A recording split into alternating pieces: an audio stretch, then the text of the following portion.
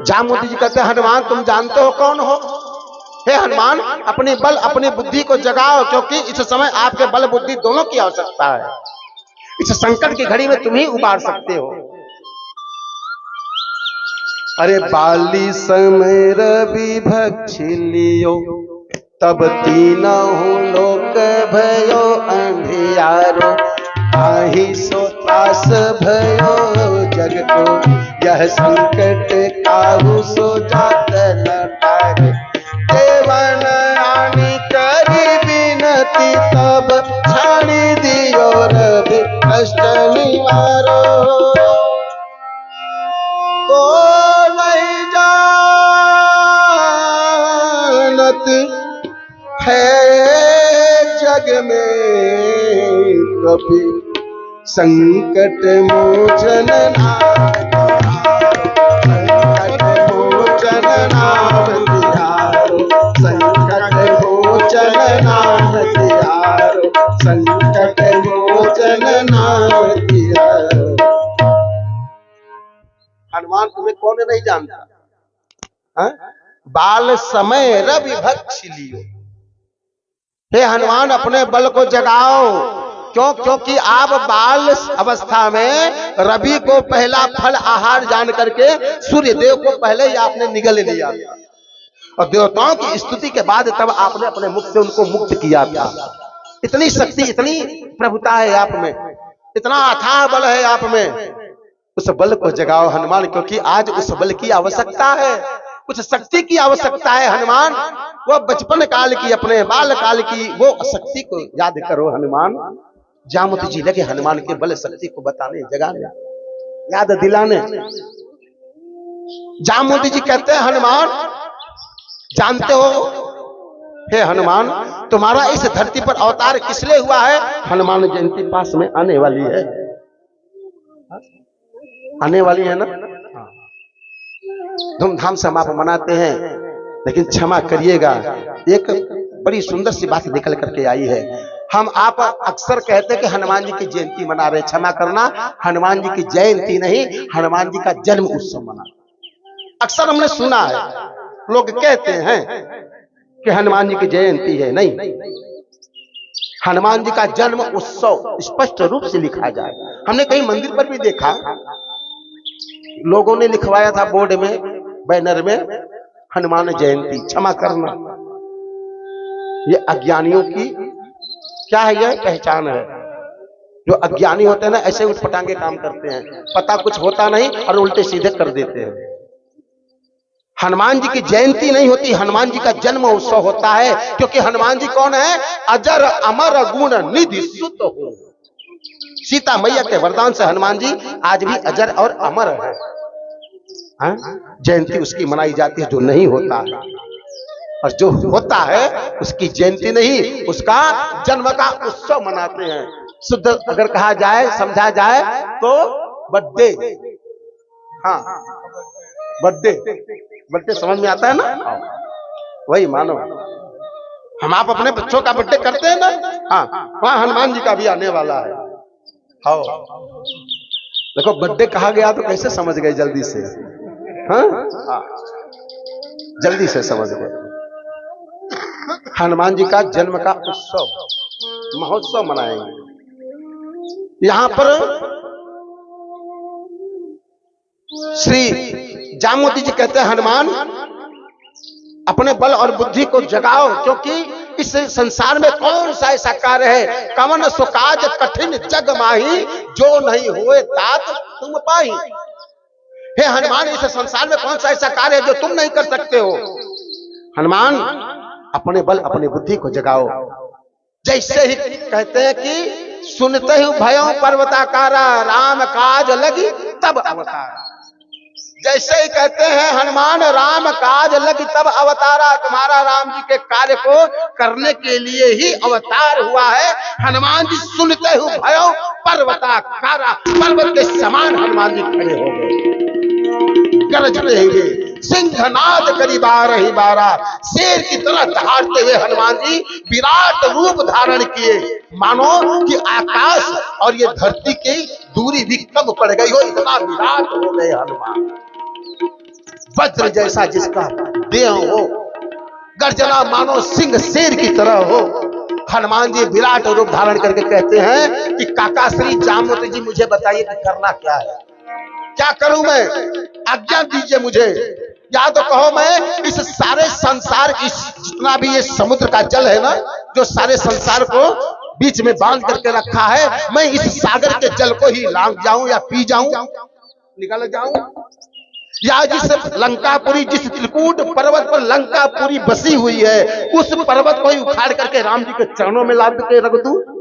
या कहे तो मैं सीता जी को उठा करके लाऊं और राम जी के चरणों में रख दूं।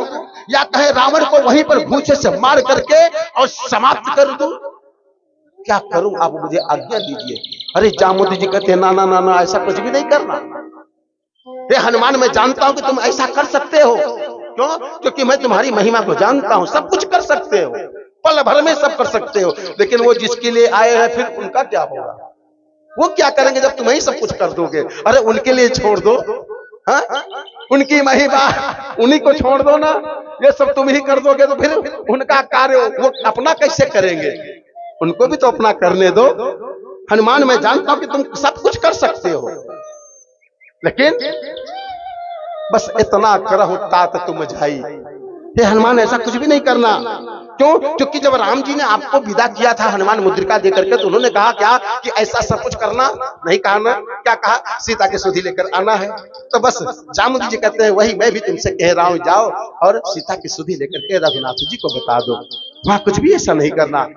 हनुमान जी विदा है। कैसे चले हनुमान? जिम अमोघ रघुपति कर बाणा। हनुमान जी का वेग कितना है जानते हैं? जैसे रघुनाथ जी के बाण धनुष से छूटते हैं तो जितनी वेग होता है, वैसे ही हनुमान जी उड़ान भरे सागर में और चल पड़े हैं। चले यहां पर मैना के पर्वत आया, कुछ पर विश्राम कर लो, ठहर जाओ। हनुमान जी ने कहा नहीं नहीं, जब तक राम जी के कार्य को पूरा नहीं कर लेता मुझे कहां विश्राम, मुझे कहां विश्राम है। हा? आगे बढ़े। सुरसा नाम अहिनकै माता। सुरसा आई है और कहती है कि आज मुझे अच्छा आहार मिला, मैं पकड़ के खा जाऊंगी। हनुमान जी कहते हैं जो भी करना है जल्दी कर मैया, क्योंकि मैं राम जी के कार्य के लिए निकला हूं, और जब तक राम जी के कार्य को पूरा नहीं कर लेता मुझे विश्राम नहीं, मुझे चैन नहीं। तो क्या करना है? तुझे पकड़ के खाऊंगी तो जल्दी कर। लेकिन खाएगी कैसे? तेरा छोटा सा मुख है और मेरा बड़ा आकार है। लगी अपने आकार को बढ़ाने, जस जस सुरसा बदन बढ़ावा, अपने रूप को बढ़ाई, स्वरूप को बढ़ाई, दूने हो गए हनुमान जी। सुरसा का मुख 20 योजन का, हनुमान जी 40। सुरसा का 40, हनुमान जी 80। सुरसा का 100 योजन हो गया मुख, 1200 किलोमीटर की दूरी। मुख ही मुख। हनुमान जी छोटा सा धारण करके मुख से बाहर आ गए। बोले भैया मैं तेरा भोजन करके, तेरा भोजन बन करके मैं बाहर आ गया, अब तो मुझे जाने दे। हाँ? मैं तो तेरे मुख में तेरा भोजन बन करके गया, प्रवेश किया और बाहर भी आ गया, अब तो जाने देना। अब तो तेरी बात भी रह गई और मेरी भी मर्यादा रह गई, अब तो जाने दे। सुरसा आशीर्वाद दे करके हनुमान जी को विदा करती है।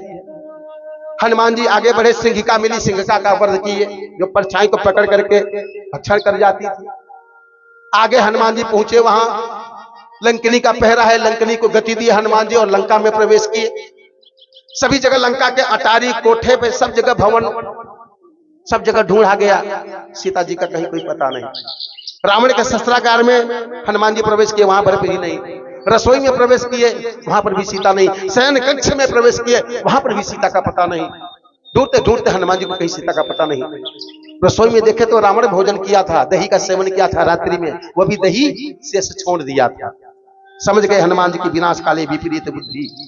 रात्रि में दही का सेवन बिल्कुल दोष है, बहुत बड़ा दोष, पाप है, करना नहीं चाहिए दही का सेवन। और यदि करते हैं बहुत आवश्यकता है, यहां तक कि प्राण बचाने तक की बात आ गई है कि दही का सेवन करना ही करना है। तो क्या करना है? जीवन में छोड़ना नहीं उसको धो करके बाद में भी उसको पी जाना, छोड़ना नहीं, बचना नहीं चाहिए पात्र में दही।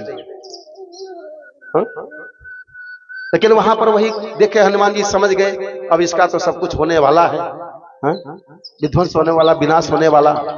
क्योंकि पहले ही आगाह हो जाता नहीं जीवन में, जब कुछ उल्टा होने को होता है तो पहले ही हमारे जीवन में सूचना मिलने लगती है, सामने आभास होने लगता है। सभी जगह ढूंढ गए, नहीं मिली सीता। भवन एक पुनि दीख सुहावा, एक भवन दिखा, हरि मंदिर भिन्न बनावा। अलग से भवन बना हुआ है। कैसा भवन? वो लंका नगरी में राम जी का नाम अंकित है। राम आयुध अंकित गृह शोभा वर्णि न जाए। नव तुलसी का वृंद तह देखि हर्ष कपिराए। समझ गए कि कोई सज्जन रहता है। राम राम कहे विभीषण जी आए, विभीषण जी से भेंट भई, पूरी कथा बताई गई, पहचान हुई। विभीषण जी कथा को बताया कि सीता जी वाटिका में हैं, हनुमान जी वाटिका में प्रवेश किए और अशोक वृक्ष के ऊपर जाकर के हनुमान जी पत्तों में छिप गए। अशोक वृक्ष जानते हैं ना? हाँ। अशोक वृक्ष का काम क्या है? हम आप घरों में लगाते हैं आसपास। क्यों क्यों लगाते हैं? ये एक छोटा सा पौधा है, सामने दिख रहा है। क्यों लगाते हैं इसको? इसको लगाने का फल क्या है? इसकी महिमा नहीं जानते, केवल लगाते हैं। इसका नाम क्या है? अशोक। अशोक अर्थात हमारे जीवन के शोक संताप का हरण करने वाला यह अशोक वृक्ष है। और इसकी छांव में जो बैठता है उसके जीवन में कभी शोक संताप नहीं आता। सीता मैया भी इसी अशोक वृक्ष के नीचे बैठी है। क्यों? क्योंकि सीता मैया को शोक हुआ है और ये अशोक वृक्ष सीता मैया के शोक को धीरे धीरे समाप्त किया। तब आज जाकर के हनुमान जी से भेंट भई और हनुमान जी के माध्यम से फिर राम जी आए और रावण का वध करके सीता को मुक्त करके लेकर गए। यह अशोक वृक्ष की महिमा। यदि जीवन में शोक आए, संताप आए, तो भगवान ने राम जी की माला का जाप अशोक वृक्ष के नीचे बैठ करके करिएगा, आपके जीवन का शोक समाप्त हो जाएगा। ऐसी महिमा अशोक वृक्ष की है। ये सब हम आप जानते हैं परंतु करते नहीं है। समय कहां पंडित जी? सभी कथाओं में अलग अलग पंडित जी बताते हैं महिमा, लेकिन हमारे आपके पास में केवल कथा तक ही समय है। कथा के बाहर बाद में जब घर पे गए, सारी कथा धरी की धरी, बस वही पुनः अपने जीवन में फिर खो गए। यहाँ रावण आया है, सीता से संवाद किया है, फिर रावण विदा हुआ है। कहता है 1 महीने के भीतर मेरी बात मान ले, नहीं तुझे काट के मार डालूंगा, फेंक दूंगा सागर में, तेरी बूटी बूटी कर दूंगा अगर तूने 1 महीने तक में मेरी बात नहीं मानी, मेरी पटरानी नहीं बनी। रावण खूब लोभ दिया, क्या? अरे तू मेरी बात मान ले, तुझे लंका में रखूंगा, महारानी बना के रखूंगा, राजरानी बना के रखूंगा। हम आप बिछड़ जाते हैं, फिसल जाते हैं कि हमारा पति गरीब है, दूसरा वाला नया पति मिल रहा है, बहुत रुपया वाला है, बहुत पैसे वाला है, तो अपने इस गरीब पति को छोड़ करके और सुंदर बड़े वाले पति के साथ में जाऊंगी, सुख भोगूंगी, आनंद से रहूंगी। इस बेचारे गरीब के पास में क्या है? छोड़ो इसको, क्या रखा? अपने सुख के लिए हम अपने पति को जीवन में छोड़ के चले जाते हैं, दूसरी देख लेते हैं। हो रहा है मैया, क्षमा करना, संसार में हो रहा है। संसार में हो रहा है। एक पति को छोड़ करके एक पत्नी दूसरा बना करके निकल जाती है, पति को कानों कान खबर नहीं। बेचारा पति निर्दोष ढूंढ रहा है अपनी पत्नी को, लेकिन यहां पर पत्नी छोड़ के चली जा रही है। वह समय कुछ और था कि सीता का हरण हुआ था। आज सीता का हरण नहीं होता है। स्वयं आज की जो सीता है वह स्वयं अपने पति का हरण करवा देती है। आज का वह दौर है मैया। मरवा देती है, कटवा देती है, फिकवा देती है। उस रावण के साथ में सीता जाने को तैयार नहीं थी, वह समय कुछ और था। और आज के समय में रावण हरण करने नहीं आता है। आज के समय में सीता स्वयं रावण के साथ में जाने को तैयार है। बोल सियापति रामचंद्र भगवान की जय हो। सीता स्वयं आज रावण के साथ में जाने को तैयार है। हम कहां जी रहे हैं, कहां जा रहे हैं मैया? हमारी मर्यादा कहां जा रही है? हमारा धर्म कहां जा रहा है? हम कहां चलते चले जा रहे हैं? कैसे रोका जाए इसको? आज एक बेटी जो हर एक माता पिता अपने दांचों से पालता है, पढ़ाता है, लिखाता है, सब कुछ ज्ञान कराता है, वेद धर्म मर्यादा संस्कार इत्यादि सब कुछ बताता है अपनी बेटी को, और वह बेटी माँ बाप को छोड़ करके एक दिन अपना बॉयफ्रेंड बना करके और निकल जाती है। कानों कान पता नहीं चलता है। जिसने पाला पोसा बड़ा किया, जिसने सब कुछ तुम्हारा किया, तुमको अपने प्रेम से सींचा, अपने लहू से पाल पोस करके तुमको बड़ा किया, वो भी बेटी, बेटा तो बेटा छोड़ो, बेटी वो भी ऐसा दौर आ गया है कि वह अपने माता पिता को पल मात्र में छोड़ करके अपने साथी, अपने मित्र, अपने यार के साथ में निकल जाए, और वो माता पिता दुखी होते हैं। लोकलाज समाज को बचाने के लिए अपने मुंह को छिपा करके चलते बेचारे, उनका क्या दोष? ये वो समय आ गया है मैया, संभालिए घर परिवार को संभालिए, क्योंकि दौर बहुत बड़ी विडंबनाएं हैं जीवन की। ये कथा शास्त्र वेद पुराण उपनिषद हम सबको धर्म मर्यादा का ही कथा को ज्ञान को बताती है कि हम अपने धर्म मर्यादा का पालन करें, अपने संस्कार में रहें और अपने से ज्यादा अपने बेटे और अपने बेटी का ध्यान करें। सर्वदा ध्यान करें कि वो है कहां, क्या कर रहे हैं, किससे मिल रहे हैं और वो कर क्या रहे हैं, उनका काम क्या है।